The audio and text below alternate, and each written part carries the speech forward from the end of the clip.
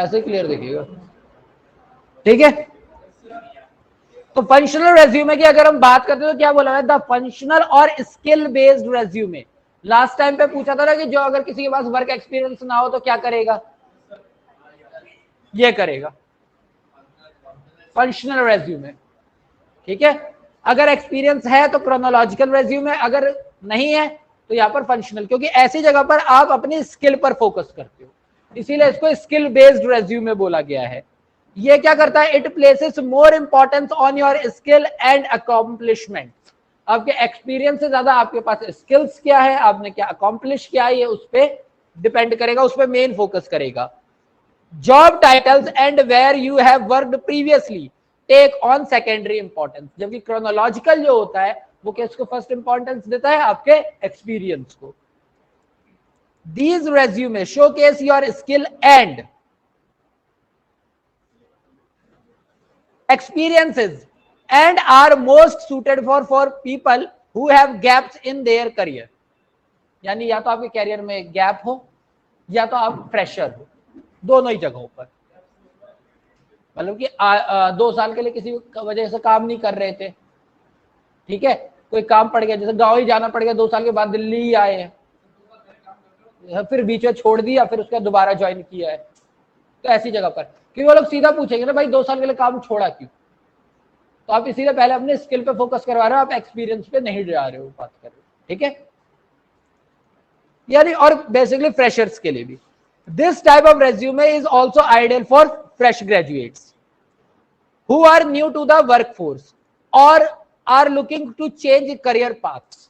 यानी अगर आप एक कैरियर पाथ से दूसरे कैरियर पाथ में जा रहे हो तो वहां पर भी आपके लिए फंक्शनल होगा। अब जैसे कि आपको आता है डेटा एनालिसिस का काम, आपको डेटा एनालिसिस का काम आता है, लेकिन काम आप करने जा रहे हो ह्यूमन रिलेशन डिपार्टमेंट में, एचआरडी में, ठीक है, तो वहां पर आपको डेटा एनालिसिस का क्या काम आता है, ये काम नहीं चलेगा।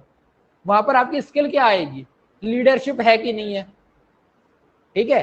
तो ये चीज है, अगर आप कैरियर पाथ चेंज कर रहे हो तो आप करोगे, फ्रेशर हो तो ये करोगे, गैप हुआ है तो ये चीज करोगे, ठीक है।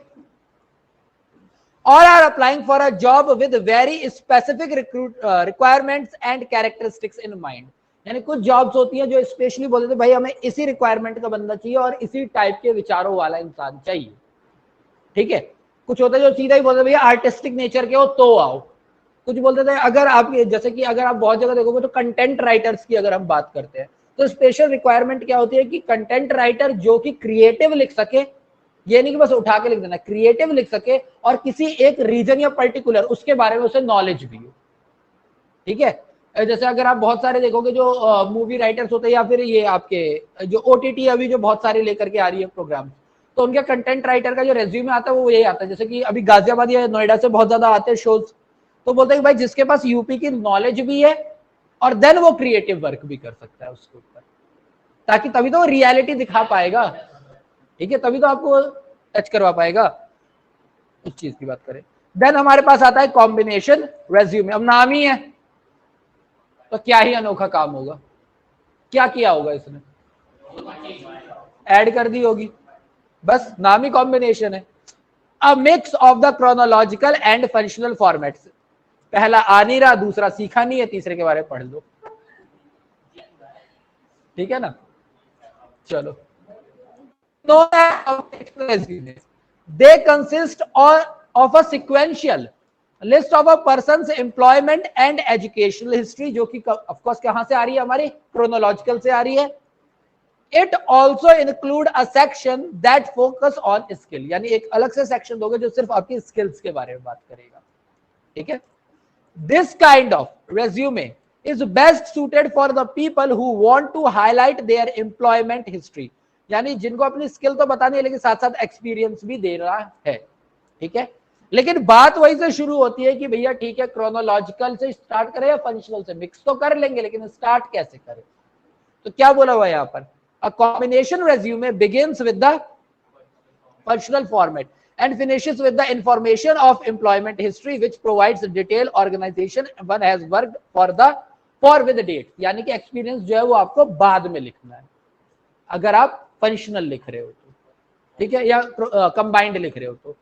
फंक्शनल से स्टार्ट कर दिया, एंड एक्सपीरियंस पे कर दिया। ठीक, क्या regardless of which type of resume you choose, they must include as much of the following information as possible। यानी जितनी ये जो इंफॉर्मेशन दे सकते हो, इनमें से जितनी इंफॉर्मेशन आप डाल सकते हो, चाहे कोई सा भी फॉर्मेट लो, चाहे आप क्रोनोलॉजिकल फॉर्मेट लो, चाहे फंक्शनल लो, चाहे कंबाइन लो, इनमें से जितनी ज्यादा चीजें आप ऐड कर सकते हो उतना ज्यादा आपका रेज्यूमे अच्छा होगा। इनकी पोजीशन चेंज होगी, पर देना तो है ही। पहली बात तो कॉन्टैक्ट इन्फॉर्मेशन, ये तो ऊपर ही आता है। ठीक है, it is extremely important to supply your contact detail on your resume.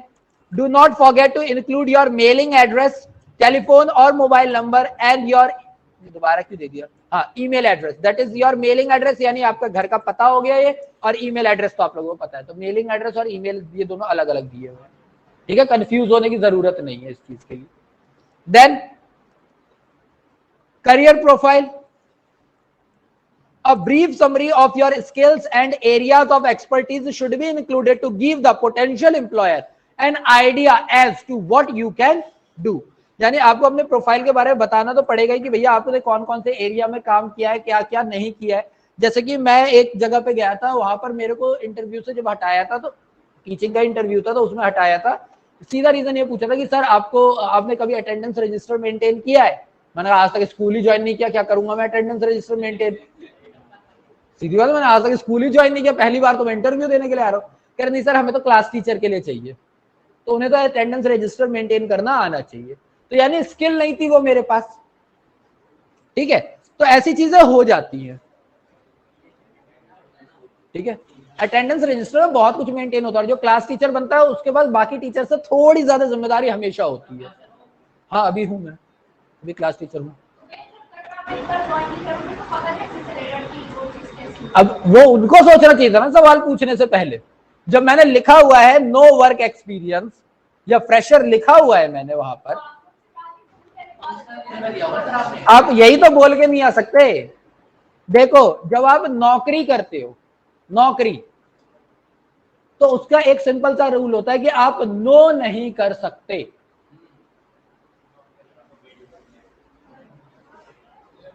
ठीक है, नो करा तो नौकरी गई, सिंपल। एक वकील साहब थे जिनके बच्चों को मैं होम ट्यूशन पढ़ाता था, उन्होंने मुझे ये बताया था कि नौकरी जब करते हैं ना कहीं, तो वहां पर 10 काम करते हैं, लेकिन 11वां काम करते हैं ना करने का। तुम काम लेट करो, तुम काम टाल के करो, पर ना मत करो। काम तुम अपने हिसाब से करो, पर ना नहीं कर सकते तुम, because boss is always right. Because boss is always right. अब ये बात अलग है उसे अकल हो ना हो, but boss is always right. Work experience डालोगे ही डालोगे, जितना ज्यादा वर्क एक्सपीरियंस आप डाल सकते हो वो तो आपके ऊपर अच्छी बात दिखाएगा।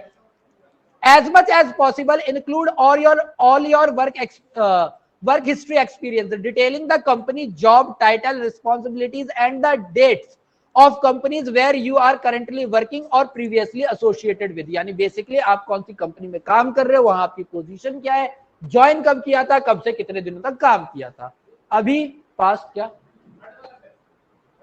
हाँ, थर्ड वाले की बात कर रहा हूं।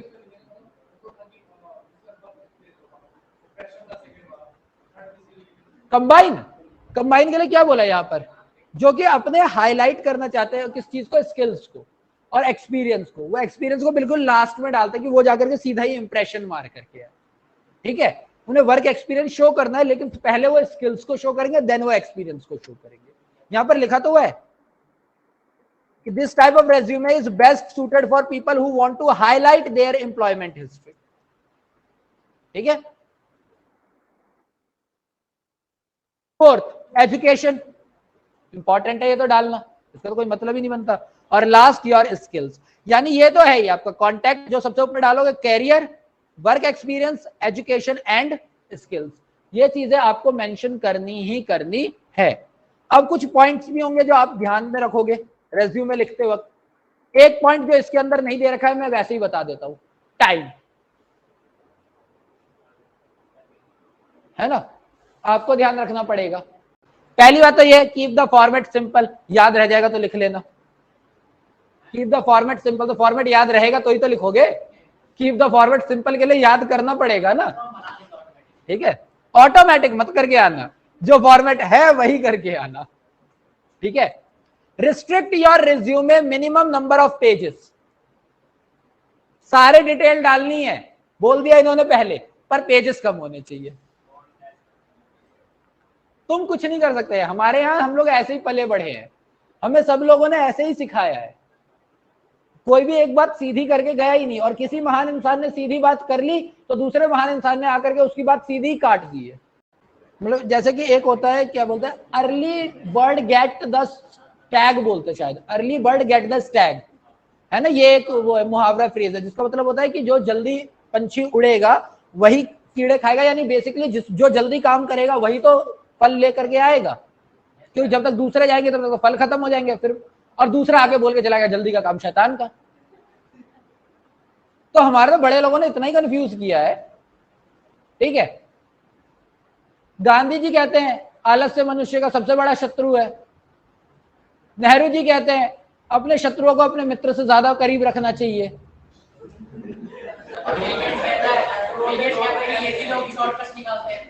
बिल गेट्स कह रहा है लेजी लोग शॉर्टकट, नहीं वो तो छोड़, मैं इंडिया की बात कर रहा हूं, समझ नहीं आ रहा बापू की सुने कि चाचू की सुने, समझ में ही नहीं आ रहा, दोनों ने तो कंफ्यूज कर रखा है। तो ऐसी चीजें हैं, ऐसी हरकतें हैं हमारे यहाँ की गई है, सीनियर्स ने बहुत की है, ठीक है। देन क्या बोला पहले सेकंड बात कि नंबर ऑफ पेजेस कम होने चाहिए। There is nothing called an ideal length of a resume, so try to keep it short and crisp, यानी तुम लोग अपने टाइम के हिसाब से लिख के आना। To avoid boring your prospective employer और ट्रेनर, यानी छोटा रखो, क्रिस्प रखो, जितनी डिटेल चाहिए उतना ही डिटेल रखना है। Then clearly state your objective, जो तुम रट के जाओगे या 2-3 अलग से लिख लेना, ठीक है। And do not use a broad objective statement, 5-6 line का करने की जरूरत नहीं है, 2 से 3 लाइन, बात खत्म, ठीक। मोस्ट तो यही होता है, I would like to work in a challenging environment where I can enhance my capabilities and use the opportunities, यही होता है, बेसिक तो यही है, ठीक है। प्रोवाइड नहीं, ये नहीं, provide correct information, provide correct information, avoid exaggeration और फॉल्स डिटेल्स, ये तो तुम वैसे भी नहीं डालोगे एज द एम्प्लॉयर, और सिंपल सी बात है, तुमने डाल ही दिया तो क्या ही जज कर लेगा कोई, तो तुम तो फॉल्स ही लिखो, नहीं मतलब ज्यादा एग्जैजरेट नहीं करना ना, ये नहीं कर देना कि सीधा कि अमूल में काम करने के लिए दे रहे हो तो मैं माइक्रोसॉफ्ट छोड़ के आया हूं, ठीक है, ये चीज मत करना, एग्जैजरेट का मतलब ये हो जाता है। Organize the information in a manner that flows logically, यानी कि लॉजिक होना चाहिए, तो ये तो सिंपल सी बात है, तुम्हें फॉर्मेट पता है, उसी फॉर्मेट के हिसाब से सेट करोगे, इस पॉइंट का कोई लेना देना तुम्हारे लिए है नहीं, तुम क्रोनोलॉजिकल का फॉर्मेट याद करोगे, तुम फंक्शनल का फॉर्मेट याद करोगे और इस फॉर्मेट के हिसाब से तुम चीजें डालोगे, तो ये तो कोई मतलब होता ही नहीं है, that flows logically, either from academics to job experience for resume writing, यानी बेसिकली आपका क्या होना चाहिए, एक लॉजिक होना चाहिए, तो तुम्हें फॉर्मेट रखना है कि कहां पर क्या चीज आनी चाहिए। Then tone should be neutral, इसमें क्या ही तुम धमकी दोगे, क्या दोगे, ये समझ में नहीं आया मुझे इस पॉइंट का मतलब, आईसीएआई ने जब ये लिखा तो मेरे ये समझ में नहीं आया, टोन शुड बी न्यूट्रल, अब मैं अपने वर्क एक्सपीरियंस में क्या ही दे दूंगा टोन चेंज करके, नहीं मतलब मैं अपने वर्क एक्सपीरियंस में क्या टोन चेंज कर लूंगा, मैं यही तो लिखूंगा कि भैया कहते हैं 2005 से, या अभी की बात कर ले 21, तो प्रेजेंट से लेकर के 2018 तक वर्क कर रहा हूँ, इस जगह पे काम कर रहा हूँ, ये काम कर रहा हूँ, इसमें मैं क्या टोन चेंज कर लूंगा, तो इस पॉइंट का कोई सर पैर है नहीं, ठीक है। ये बात ये होती है, बात यहां पर कर किस चीज के लिए रहे, 2 पॉइंट्स के लिए, जब आप ऑब्जेक्टिव लिख रहे होते हो और जब आप डिक्लेरेशन लिख रहे होते हो, तो वहां पे टोन आपकी नॉर्मल होनी चाहिए, ठीक। और कोई बायस टुवर्ड्स एनी कम्युनिटी और रिलीजन, जो मैंने कहा तुम 2 ही जगह हो सकते हो, एक डिक्लेरेशन लिखते वक्त और दूसरा ऑब्जेक्टिव लिखते वक्त, तो इन 2 जगहों पर आपको न्यूट्रल होना है। Ensure there are no grammatical errors, type करेंगे रेड कलर का निशान आ जाएगा, हाँ तो तुम्हें ये नहीं लिखना है कि भैया अगर आपकी कंपनी में 10 सिख होंगे तो मैं काम नहीं करूंगा,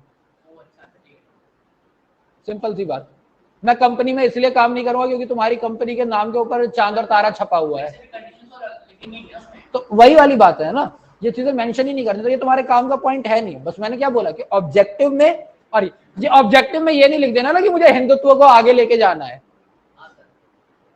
ना, ये ऑब्जेक्टिव लिख के नहीं आना है जॉब के लिए, मन में है मन में रख लेना। Highlight your achievement instead of responsibility, यानी कि आपने क्या क्या ट्राई करो कि तुम्हें क्या क्या काम मिला है, इससे ज्यादा बेटर होता है कि तुमने क्या क्या अचीव किया है। कंपनी ने तुम्हें रिस्पॉन्सिबिलिटी दी, ठीक है, तुम कहां पर अचीव कर पाए, तुमने कंपनी में कभी वो जो मैंने बोला था एम्प्लॉयर ऑफ द ईयर का मिला है, या किसी प्रोजेक्ट को लीड करने का तुम्हें काम मिला था, तुमने वहां परफॉर्म किया, तुम्हारी टीम जो है वो नेशनल लेवल तक फेस करके आई, इस तरह की चीजें जो है ये तुम डालोगे। और यहाँ पर टीम की बात कर रहा हूँ, सिर्फ गेम्स की बात नहीं कर रहा हूं मैं, क्लियर कट, सिर्फ गेम्स की बात नहीं कर रहा हूं। Then unless asked for do not mention the expected salary, जो बोला था तुम, अगर क्वेश्चन में आस्क किया है प्लीज मेंशन एक्सपेक्टेड सैलरी, तो दे वरना ना दे। और इसके बाद आपका शुरू हो गया था क्रोनोलॉजिकल रेज्यूमे का फॉर्मेट। तो अब तक मैंने आप लोगों को तीनों टाइप के रेज्यूमे के बारे में बता दिया है, अभी तक फॉर्मेट हमने दो के डिस्कस नहीं किए हैं, ठीक। दूसरे वाले का भी डिस्कस करने से पहले मैं एक बार ये वाला फिर से पूरा पढ़ूंगा, नहीं पूरा नहीं पढ़ रहा, पर जो जो बातें हमने मेंशन की हैं उनको एक बार देख लेते हैं। जैसे कि यहाँ पर क्या बोला हुआ है, आपको अपना नाम तो डालोगे ही, मेलिंग एड्रेस, कॉन्टैक्ट, ईमेल, ठीक है। आफ्टर दैट ऑब्जेक्टिव, नेक्स्ट अगर क्रोनोलॉजिकल लिख रहे हो तो समरी, अगर क्रोनोलॉजिकल लिख रहे हो तो समरी, हाँ हाँ समरी को ऐसे ही लिखेंगे।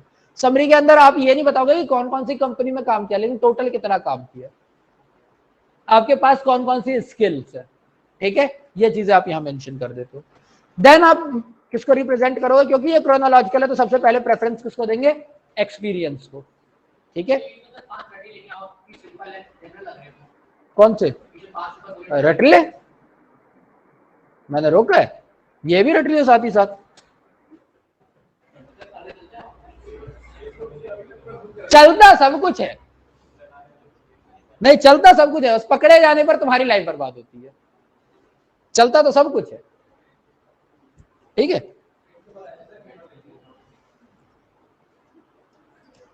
ठीक। देन इसके बाद जैसे ही तुम्हारा एक्सपीरियंस खत्म होगा वहां पे तुम लिखोगे एजुकेशन, तो यही फॉर्मेट तुम्हें अपने दिमाग में रखना। और एजुकेशन में मैंने एक चीज बोली थी भाई, इनके बीच का गैप ध्यान रखना, डेट्स के साथ एग्जैजरेट करके मत करना, जो वाली बात है, इसीलिए मैं, और ये स्किल्स, ठीक है। देन आप अलग से स्किल्स बोलोगे कि अब आपके पास एडिशनल क्या है, नॉर्मली हमारे यहाँ कंप्यूटर स्किल्स को आप डाल सकते हो, कंप्यूटर कम्युनिकेशन लीडरशिप वगैरह जो है ऐसा, और कोई एडिशनल आपने क्या किया हो कोर्स के अलावा, कोई एडिशनल कोर्स किया हो। Then personal detail and declaration, ठीक है, ये लाइन तो यही याद कर लो, हर जगह ये चल जाती है। हाँ, I solemnly declare that all the above information is correct to the best of my knowledge and belief, ठीक है। यहां पर डेट, प्लेस, आपका नाम, क्योंकि यहां पर आपके सिग्नेचर आएंगे, ठीक है। कोई इशू यहां तक। सैंपल 2 फंक्शनल फॉर्मेट, अगर फंक्शनल फॉर्मेट की बात करते हैं तो ये तो कोई चेंज होगा नहीं, नाम डालना ही डालना है, ये ऊपर डाला है, लेकिन आपको कोई जरूरत नहीं, फोन नंबर आप नीचे डाल सकते हो, हाँ हाँ ठीक है, ये कर सकते हो, इसमें कोई वो नहीं है। इस नाम को सबसे ऊपर रख लेना, एड्रेस उसके बाद डाल देना, एड्रेस के बाद contact, email, date of birth डालना है तो डाल देना, ठीक है, क्योंकि इसमें फंक्शनल वाले में यही एक चीज एडिशनल ऐड की गई है, ठीक है, क्लियर। देन आपका आता है करियर ऑब्जेक्टिव, जो कि आपकी बात हमने की थी, ठीक है, मैंने कहा था ये तो तुम्हें रटना पड़ेगा, ठीक है, क्योंकि कुछ भी लिखोगे, चाहे फंक्शनल लिखो चाहे क्रोनोलॉजिकल लिखो, ऑब्जेक्टिव तुम्हें तुरंत अपने नाम वगैरह के बाद सीधा तुम्हें ऑब्जेक्टिव ही लिखना होगा। देन टेक्निकल स्किल, वहां पर आप लोग क्या डाल रहे थे, समरी, यहां पर क्या डालोगे, टेक्निकल स्किल, कि भाई आपके पास क्या क्या स्किल है, और वहां पर आपने टेक्निकल, अच्छा स्किल्स को यहाँ पर दो पार्ट में डिवाइड कर दिया है, कुछ आपकी पर्सनल स्किल्स भी होंगी, कुछ ऐसी स्किल्स होंगी जो आपने सीखी है, कुछ ऐसी स्किल्स होंगी जो आपके पास पहले से हैं, ट्रेड्स, तो वो फॉर एग्जाम्पल ये रे, फॉर एग्जाम्पल क्या, फॉर एग्जाम्पल पढ़ ले, लिखे हुए, ठीक है, चलो तो जैसे कि हार्डवेयर ट्रबल शूटिंग मुझे नहीं आता, नेटवर्क का भी अपना कोई लेना देना है नहीं से, क्योंकि वैसे भी ये बंदा है आईटी वाला। 3 ज्यादा से ज्यादा, ज्यादा से ज्यादा, ठीक है, क्योंकि 1-2 डालोगे ना तो फिर हेडिंग बड़ी दिख जाएगी और वो एक ही लाइन का दिखेगा, थोड़ा सा इंप्रेशन गलत आता है। ठीक, पर्सनल स्किल में क्या क्या दे दिया, पर्सनल स्किल तो यही रट लो, पर्सनल स्किल तो यही है भाई, सीधी बात है, तुम्हें चाहिए ये तो वर्बल कम्युनिकेशन स्किल, जो आज तक नहीं है तुम लोगों के पास, पर चाहिए ये तो हर एक बच्चे को चाहिए, और ये करते करते आएगी। जब तक चुप रहने की कोशिश करोगे ये चीज तो आने से,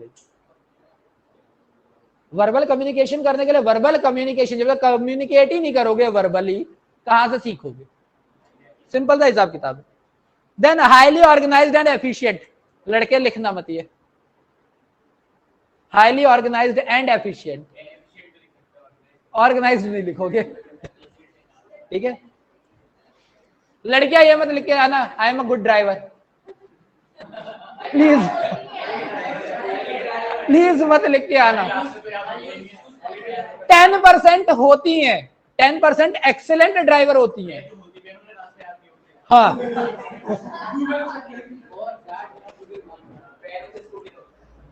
तो वो भरोसा है ना कि भाई ब्रेक से ज्यादा भरोसा अपने पैरों पे है,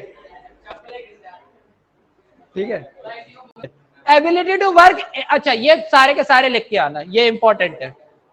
एबिलिटी टू वर्क इंडिपेंडेंटली और as a part of a team, हर एक कंपनी को ऐसा बंदा चाहिए जो इंडिपेंडेंट भी काम कर सके और टीम में भी काम कर सके, ऐसा बंदा तो हर कंपनी को चाहिए, ठीक है, जो कुछ सेक्रीफाइस करने के लिए भी तैयार है, और एट अ टाइम अगर सारी रिस्पॉन्सिबिलिटी उसके पास आ रही है तो वो भी हैंडल करने के लिए तैयार है, ठीक है। तो ऐसा तो आपको चाहिए, ये वाला पॉइंट तो सभी डाल सकते हैं। Then proven leadership skill and ability to motivate, ये भी डाल सकते हो। एजुकेशन डाल देना, अभी तक हमने इसमें वर्क एक्सपीरियंस की बात नहीं की, हमने किसकी बात की, टेक्निकल स्किल की और पर्सनल स्किल की। देन उसके बाद एजुकेशन ऑफ कोर्स आप डालोगे, क्रोनोलॉजिकल ऑर्डर में डालना, ठीक है। देन उसके बाद अचीवमेंट एंड रिस्पॉन्सिबिलिटीज, स्किल्स डाल दी, स्किल्स के बाद जो अगली चीज आएगी वो अचीवमेंट, जिसमें मैंने क्या कहा था कि ज्यादातर फोकस करना अचीवमेंट पे, रिस्पॉन्सिबिलिटी ज्यादा लिखने की जरूरत नहीं है। जैसे इन्होंने क्या बोला है कि इसकी अचीवमेंट ये थी कि एसोसिएशन ऑफ कंप्यूटर स्टूडेंट 2013-14 में ये क्या था, प्रेसिडेंट था। Layout artist the MJ student magazine, यानी एक जो पूरा जो प्रोसेस होता है किसी भी मैगजीन को बनाने का कि पहला कवर कैसा बनना चाहिए, दूसरा कवर कैसा बनना चाहिए, तो वो लेआउट आर्टिस्ट, ठीक है। ये तो आप लोगों ने देखा भी होगा, उसके अंदर एक्सेल वगैरह के अंदर लेआउट का तो अलग से ही ऑप्शन आता है ना, ठीक है। प्री प्रोफेशनल एक्सपीरियंस, जॉब करने से पहले क्या एक्सपीरियंस था आपको, हाँ, जैसे जो यहां पर दे रखा है, हाँ नहीं आएगा। ये एबीसी बिजनेस सर्विसेज के बारे में दे रखा है कि भैया इसके अंदर provided level 1 support handed trouble shooting, और जरूरी भी नहीं, अब चलो आपने इंटर्नशिप की, कुछ जगहों पे आप कॉन्ट्रैक्ट के बेसिस पे भी तो काम कर सकते हो ना, कि स्पेशल किसी प्रोसेस के लिए ही गए थे, इसी प्रोसेस के लिए हायर किया था, जैसे वर्क फॉर हायर होता है हमारा, कि एक स्पेशल काम के लिए कुछ यूथ है उनको ही हायर किया गया, ये काम हुआ और खत्म हो गया। जैसा कि अभी डिज्नी के पीछे केस चल रहा है, बहुत सारे राइटर्स ने डाल दिया है कि जितने भी स्टैनली वगैरह के भी जितने भी चाचा मामा के वो थे ना पोते वगैरह, उन्होंने डाल दिया कि ये कैरेक्टर हमारे, तो हमें इसकी रॉयल्टी मिलनी चाहिए। बहुत सारा केस आया है ना अभी उठ करके एकदम से ही आया हुआ है ये, ठीक है। तो अब उसी के ऊपर बात चल रही है कि भाई क्या होगा क्या नहीं होगा, क्योंकि अगर ऐसा होता है तो कोई गारंटी नहीं है कि कौन कौन से आप कैरेक्टर आगे देख पाओगे मूवीज में, कौन कौन से या कॉमिक्स में। रेफरेंसेस जो तूने बोला था, तो इसका सीधा सीधा क्या है कि अगर रिक्वेस्ट करोगे तो हम बता देंगे कि इसका रेफरेंस है, अदरवाइज रेफरेंस नहीं है। एंड देन डेक्लेरेशन, ठीक। तो यानी कि फंक्शनल में हमने एक बार भी एक्सपीरियंस का नाम नहीं लिया है, हमने स्किल्स के ऊपर बात की, स्किल्स के बाद हमने किसकी बात की, एजुकेशन की, एजुकेशन के बाद अचीवमेंट एंड रिस्पॉन्सिबिलिटी की, और उसके बाद प्री प्रोफेशनल एक्सपीरियंस की, ठीक है। तो यहां पर आपके ये 4 हेडिंग्स हो जाएंगी, ठीक, डन। देन आते हैं हमारे कॉम्बिनेशन वाले पे। कॉम्बिनेशन मुझे जब मैंने पहली बार पढ़ा था ना, मुझे रोहित शेट्टी सुनाई दिया दिखाई दिया था ये, राघव शेट्टी लिखा हुआ है ना, तो एकदम से नजर गई ना वगैरह, आर शेट्टी, हाँ रोहित शेट्टी, नहीं राघव शेट्टी लिखा हुआ है। ठीक, मिंटो रोड कर्नाटका, और ये तो तुम्हें पता ही है, टेलीफोन नंबर और ईमेल एड्रेस डालना है जो भी है। ठीक, कैरियर ऑब्जेक्टिव डालना ही डालना है। ठीक, स्टडी समरी ऑफ क्वालिफिकेशन, क्योंकि आप स्टार्टिंग किससे करते हो, फंक्शनल पार्ट से, तो समरी ऑफ क्वालिफिकेशन। उसके बाद अब ये देखो, ये कुछ ज्यादा बड़ा दे दिया है, इसको आप पॉइंट वाइज करके आ सकते हो, जैसे समरी ऑफ क्वालिफिकेशन दिया।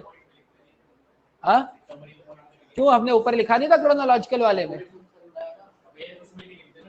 नोट मेकिंग में नहीं लिखते, वो एक अलग चीज है। तो ठीक है, देन एजुकेशन की बात करेंगे, क्योंकि हमारा एक्सपीरियंस हमें शो अभी नहीं करना है एजुकेशन में।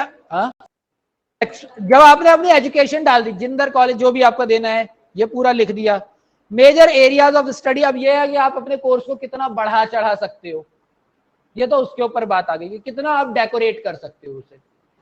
ठीक है, देन उसके बाद जब आप यहां पर आ जाते हो, एजुकेशन आपने डाल दी, तो फिर सीधी बात स्किल्स की और एक्सपीरियंस की बात करोगे, जो कि आपने ट्रेनिंग से लिए, यानी कि प्री प्रोफेशनल एक्सपीरियंस। ठीक है, जैसे इसके अंदर डाल दिया कि carried out detailed analysis of foods and utilizing the modern instrument, ये तुम्हारे लिए नहीं होगा क्योंकि ये स्पेसिफिक है। Second, identified possible risk factor such as toxic containment, तो यानी कि ये सारा का सारा क्या है, जॉब स्पेसिफिक।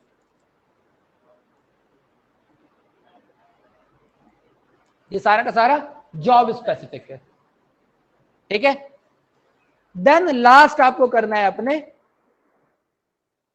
क्योंकि अब यहां पे क्रोनोलॉजिकल पार्ट शो करना है। ठीक है, और ये किया, resume and. Additional skill, reference, declaration. Clear हो गई बात? फॉर्मेट तीनों के पता होने चाहिए, फॉर्मेट तीनों के पता होने चाहिए। या तो वो क्वेश्चन में मेंशन कर देंगे कि आप फंक्शनल लिखो या क्रोनोलॉजिकल लिखो या कंबाइन लिखो, या तो वो मेंशन कर देंगे। अदरवाइज क्वेश्चन देख के भी समझ सकते हो, अगर वो एक्सपीरियंस मांगते हैं तो क्रोनोलॉजिकल डाल दो, प्रेशर को वाला है फंक्शनल डाल दो, और ज्यादा ही टफ करने का शौक चढ़ रहा है तो कॉम्बिनेशन डाल दो। ठीक है, पर मोस्टली ट्राई करना कि अगर ऐसा ना हो, एक्सपीरियंस वगैरह ना बोला हो, तो फंक्शनल लिख करके आ जाओ, क्योंकि फंक्शनल तुमसे कनेक्टेड हो जाएगा, तुम इजीली अपने आप को कनेक्ट कर सकते हो वहां पर। ठीक है, इसलिए ये जागा हुआ है ना तू, आवाज से लगा नहीं। हाँ यस सर, हाँ सर, हाँ सर छोड़ दो सर, ये वाला हो गया।